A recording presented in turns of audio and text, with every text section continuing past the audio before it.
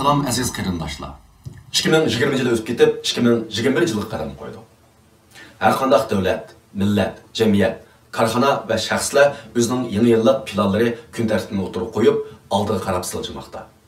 Bundaqda 40-yillik duch kelayotgan Uyg'ur millatining 2021 yilgi kun tartibi nima?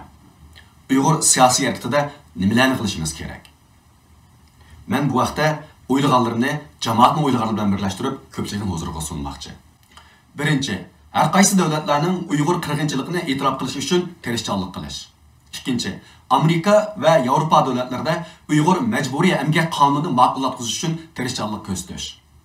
Üçüncü, Birleşken Devletler Teşkilatı'da Uygurlarını qo'llagan davlatlarning sonini 2020 yildagi 39dan Xitoyni qo'llagan davlatlarning soni bo'lgan 45 dan oshirish uchun tirishchilik qilish. To'rtinchi, dunyoviy cho'ng va kuchli korxonalarning Xitoyning Uyg'ur majburiy emgak bilan aloqador har qanday korxonasi bilan bo'lgan hamkorligini to'xtatish uchun davomli tirishchilik qilish. Beshinchi, Hollywood artistlari va cho'lponlarga maxsus tashviqot qilish orqali ularning ta'sir kuchidan foydalanib Uyg'ur qirg'inchiligini texmo keng doirada tashviq qilish va tanitish. 6. Islom dunyosiga bo'lgan tashviqotni kuchaytirib, 3 dan 5 gacha bo'lgan musulmon davlatining Uyg'urlarni qo'llaydigan davlatlar qatoriga qo'shilishini qo'lga keltirish. 7. Turkiyada Uyg'urlarning harakatini kuchaytirib, Türk xalqi orasidagi ta'sir kuchi orqali Turkiya davlatining har qanday Uyg'urni maxfiy yoki oshkora bo'lsin Xitoyga o'tkazib berishdan voz kechishiga tirishchilik qilish. 8.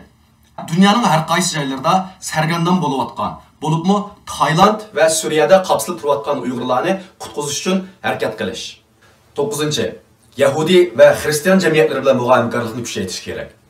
10. Xitoyning 2022 yillik olimpik tanarkat yig'inini o'tkazish huquqini boyqut qilish uchun tirishchilik qilish kerak. Tövəndikiler Uyghur içki islahatıga aloqador taklif loyihalaridan iborat.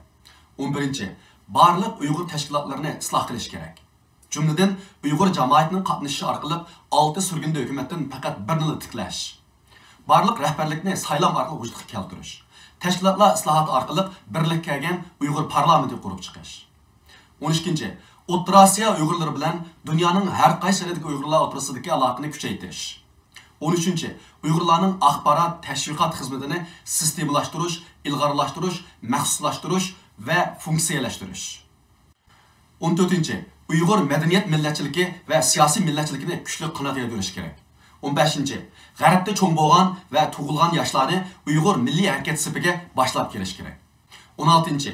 Uyg'urning uzun muddatlik milliy ma'rif fondini qurish kerak. 17. Har bir Uyg'urlarning hamon mustaqil, demokratik, erkin, o'ziga o'zi xo'ja bo'lgan buyuk bir davlat qurdiganligiga cho'qim ishonishi kerak. 18. Barliq tashkilotlar Uyg'ur vatanining Xitoy tarafidan bisilingan bir tuproq ekanligini e'tirof qilish uchun harakat qilib berish kerak. Bular mening Uyg'ur siyosiy harakatining 2021 yil haqida o'ylaganlarim. Balkim siz meningdan yaxshisini o'ylagan bo'lishingiz mumkin. Ammo har bir siyosiy tashkilot o'ziga tushganini eng muvofiq ijro qilgan vaqtida bizning realligimizda cho'qim o'zgarish bo'lishi aniq. 2021 yili biz uchun cho'qim natijali bir yil bo'lg'usi.